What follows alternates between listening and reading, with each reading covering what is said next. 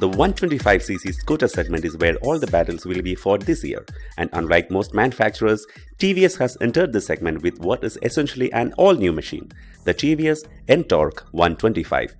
We just rode this spanking new 125cc scooter from TVS at their factory track, and let's start with the bits that are most important, its performance and handling.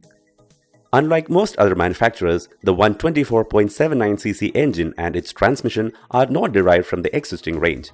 The 3-valve engine and its transmission has been made to ensure that the NTORQ is a purebred scooter.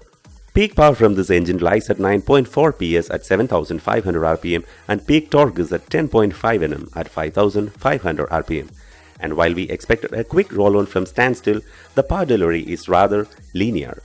But as the revs build, you can actually feel the engine build up its power to give you a strong mid-range that will propel you to speeds northwards of 90 km per hour with ease. We hit a 97, but numbers like 100 and 101 were also being discussed by fellow motoring journalists. But apart from the usable power band and the rather friendly throttle, the one thing that truly stood out for us is the refinement levels of the engine. The overall feel that you get from the engine every time you ring the accelerator is not what you are used to from a TVS. It has a confident, well-defined feel that does not fade with higher RPMs, and couple that with the grunty exhaust note, you now have a sound that you want to hear more of.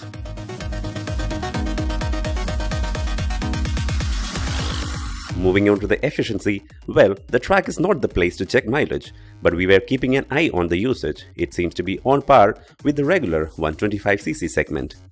Now, if you have taken a look at the spec sheet of the NTORQ, there's one number that stands out a bit, especially when you compare it with its competition. That number is the curb weight of 116 kilograms. But if you had ridden the NTORQ before seeing that number, you would never have guessed it. The TVS NTORQ 125 is very light to handle.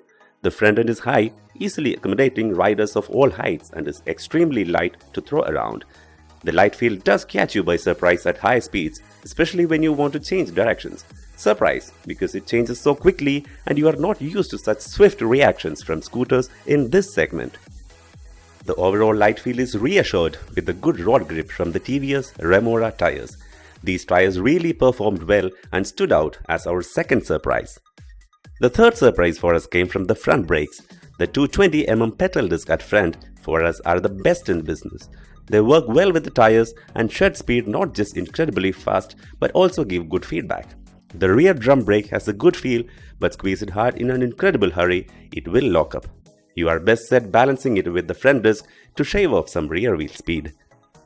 Now that we have the essentials covered, the TVS NTORQ still has a lot we need to talk about.